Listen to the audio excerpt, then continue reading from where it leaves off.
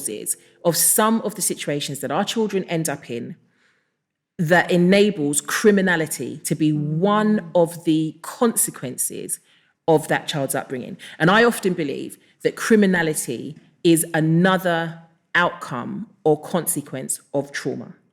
I agree. In a just society, do we as a people think it's acceptable to incarcerate traumatized children? So let's think about then reconciliation and racial reconciliation and what that looks like. What do you think? So I guess we've touched a lot on justice and righteousness, and I think that moves us into the conversation around justice and mercy, because the two go together. And often when we were talking about earlier around some of the fears that people may have around, why they don't speak up or why they don't get involved in whether it be racial justice or any of the other, climate, social, whatever it may be. But obviously we're talking about racial at the moment. But one of the things I think almost to help people get over some of those fears really is around the whole concept of forgiveness.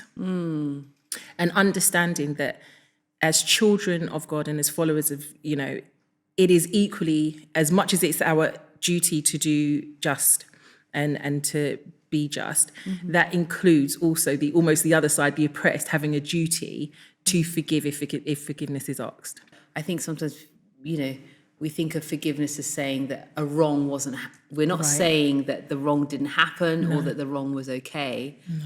We are releasing that person from having power over us, or that trauma from having power over us by releasing it. Do you know what I mean? And I think that's a different thing when it comes to forgiveness. And that's why, Jesus says forgive 70 times 7. We have to keep forgiving. If my brother wants to learn and he wants to change and he wants to understand these conversations and he wants to, or she wants to know how to engage with me, my approach has to be one of love, compassion and right judgment. And that means seeing them equally through the eyes and image of God. And then starting the conversation to say, I come from a place of love.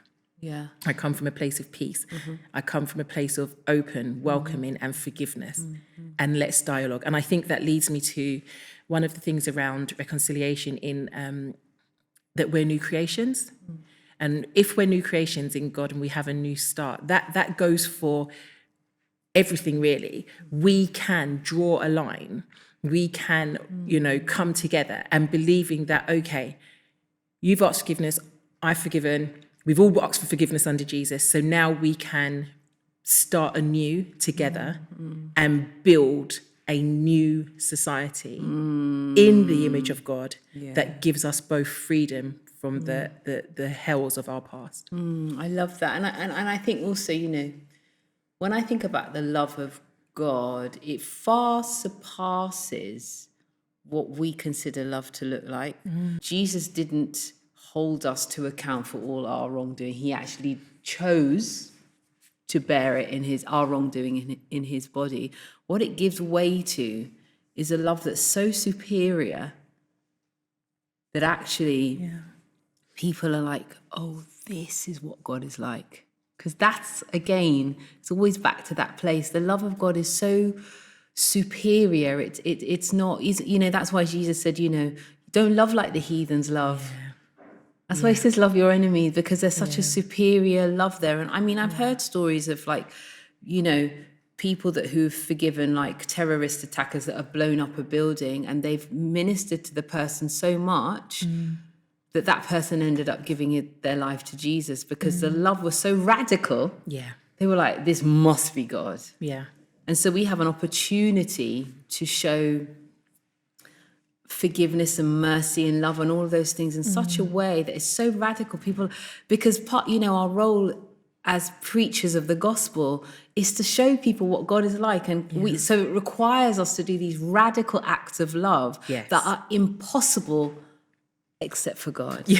Do you know what I mean? Absolutely. And so with that in mind, this is a perfect segue to talk about what I'm calling crime and punishment and just youth justice and what it looks like for reconciliation in this space. We've spoken about justice, and we had mentioned talking about Kyle Rittenhouse a little bit, because I think that's a really interesting example. But perhaps, maybe, and I know this is your like area of expertise. So let's talk about, first of all, just what does God say about, I guess, crime and punishment? We've spoken a little bit about that at the beginning, but what does he say about it? I guess my interpretation of justice and reading of crime is not from a crime and punishment perspective, but from a crime and consequence perspective. Okay. And definitely, I think there is a difference between how consequence is viewed in the Old Testament versus how consequence is viewed in the New Testament. There were some, I think in the Old Testament, we see more prevalent the judgments of God and clear outcomes that could be deemed as punishment. Again, even though we see that side to God more prevalent in the Old Testament, I still think of it in terms of crime and consequence, because if it was just punitive and if it was crime and punishment, as I said before, God would not have made safe havens even out of his own views and thoughts and laws. And he, as I said, made cities of refuge for people, for safe houses. He appointed righteous judges. He set up people in ways of, fairness and, accountability and all of those things. But he was equally, in my mind, very clear that there are consequences when you break laws, when you breach and really his laws. Yes. There are consequences. Because in terms of earthen laws or the world's laws, some of the world's laws are completely unjust. So people will break them. So sometimes you have that almost tension between an unrighteous, unjust earthly law and a righteous God law. And sometimes it has led to people rebelling, breaking man's laws. Civil rights movement is prime example. Suffragette movement, women's rights, prime examples, where many have rebelled or pushed back against the laws of man in favor of a higher law. Okay, so if we're then moving towards crime and consequence, what does that look like? How does it play out? Because I think often, when politicians are about to be elected, tough on crime is always a thing. Yeah. And we understand that none of what we're saying is that we create societies that are unsafe. Actually, we're saying in order to create holistic, whole societies, the way we deal with crime and justice and all of those things has to look different. Yeah. I was reading somewhere, I think the stats have changed, and you'll know better than me, that the rates of repeat offending are so high once someone goes into the prison system, and breaking that cycle of repeat offending becomes quite difficult. Yeah. So talk to me about consequence. Let's talk about consequence first. And what that means, maybe perhaps with an example, so it's easier for understand. Let's talk about that first. So I guess one of the things to really think about is, I guess, before we go into consequence actually, is to understand that in the history of the world, punishment has never achieved what we wanted it to achieve. We do not have safe societies right now. Okay. And we have had an abundance of a punitive approach. Right. So the idea or notion that tough on crime and punishment and incarceration equates to protecting the public, when we know that offenders reoffend, I think it's like 70 or 80% reoffend within the first year. Right. Well, it's very clear that type of punitive punishment did not have the desired outcome. We know from psychology, from, academia, from lived experience, from all of the different areas, that a punitive approach it's not effective. And then we see that in God's own examples, that when people were punished, it did not make the Israelites comply. They couldn't even keep up with all the rules and the laws and the regulations. And God had to then send his own son. He had to do something different because we recognize that A punitive approach is never going to change human hearts and behaviors. You may comply for a while because somebody has power over you, somebody has dominance over you, but it really is a change of heart. It's that repentance, that mindset that then starts to get into my behavior changes, and we see this with in the criminal justice cycle, that interventions and all of these things that tackle the symptom but do not tackle the change of heart or change of mindset continues to attribute to why people reoffend. Because until you have that heart change, you know, that's what's going to lead your mind to change, and then you can start to think about, okay, what interventions work, what does, you know, what really works to create a change in someone's behavior, to I don't like the word rehabilitation, but Why? Sorry, I'm going to stick a pin in that. Why don't you like the word because I think that we have all of these root words, and all of the things are associated with something being wrong with the person, and us having to fix the person, as opposed to what was wrong with society that created the environments that have led to some people ending up in criminality. And it becomes very much about negative connotations, as opposed to going back to we are all made in the image of God. If people have done wrong, or if people have breached our laws and the things that we've put in place, what is the best course of action from a God perspective or from a just perspective, to have the retributive part in terms of making up for what the harm that was done? What does that look like? If we think justice from the point of both sides being free under God, what is the best course of action for somebody who has done wrong to not repeat that behavior, to be able to change and have a heart change and a mindset change, and then be able to live with different, more positive choices and outcomes? I don't know if that kind of... No, it's a more holistic approach. It's dealing with the entire person, not just the behaviour. So we started at the very top of this conversation talking about Carl Rittenhouse.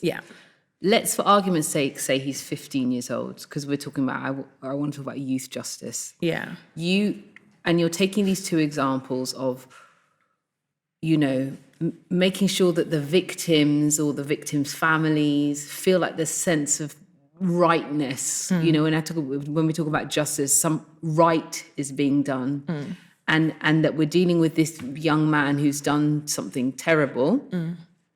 And what is the best cause? We're not attaching his behaviour to who he is as a person. And correct me if I'm wrong, this is what I'm understanding from what you said. What would have been, in your educated opinion, considering you have 25 years experience doing this, and putting, you know, I have a real issue, I think, like as you do, of trying children as adults. What would have been the right thing to do for this man? Because there's an uproar that he got acquitted. And I don't think it's his age, actually. I think it's what happened. I think it's more, I mean, this brings us back to the race, you know, colour stuff. What would have been the right course of action, in your opinion? So here's the thing, and this is, and I want people to, I don't want people to hear what I'm not saying. There has to be a judgment of wrong. In order to get forgiveness, in order to get mercy, you have to be guilty. So anything and everything about the Carl Rittenhouse, in my mind, the outcome is completely unjust. That's just a personal opinion, because there's been no acknowledgement of wrong. So there's a difference between having the judgment of what was wrong and then what we do with the person thereafter. Even in our salvation, we have to have an acknowledgement of our wrong to access and be given the forgiveness of God. God is clear that there is a conviction. That's where we get all of these laws from, and conviction comes from because God says our heart has to be convicted, but not condemned. That is the difference.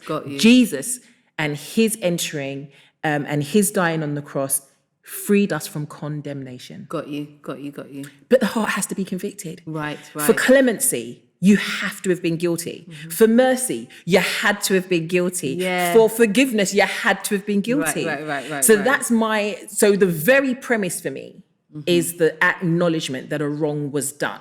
Right. You can't have reconciliation. You can't have forgiveness. You can't even begin to have justice if you do not acknowledge as a law, as a justice system, as a society, that wrong was done. Okay. 2 people lost their life Yeah. and another person was severely injured.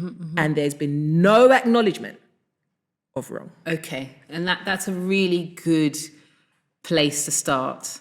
So we start by saying, this thing was wrong, right? What does the outcome look like once that acknowledgement of wrong has happened? So then that means you have to, once you've acknowledged that there's a wrong here, how do we address a person's behaviour who's wronged?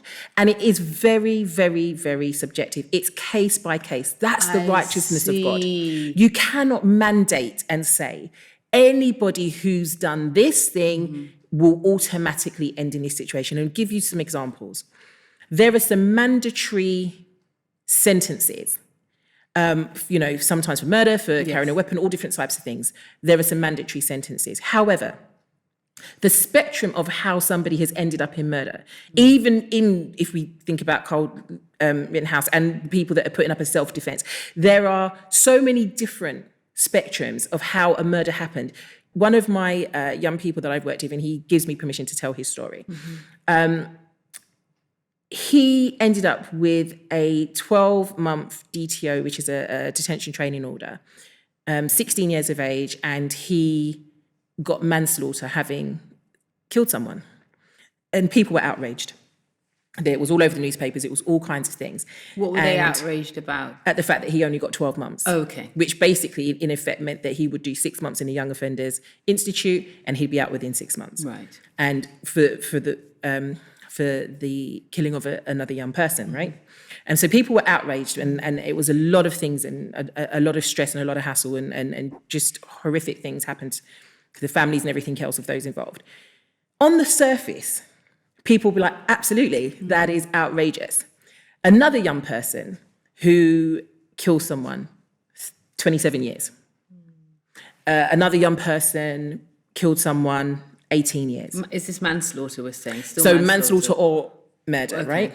So these different levels and different things, people are like, how come you've got different sentences? What is that about? And how did he get this one? And it all goes back down to the circumstances.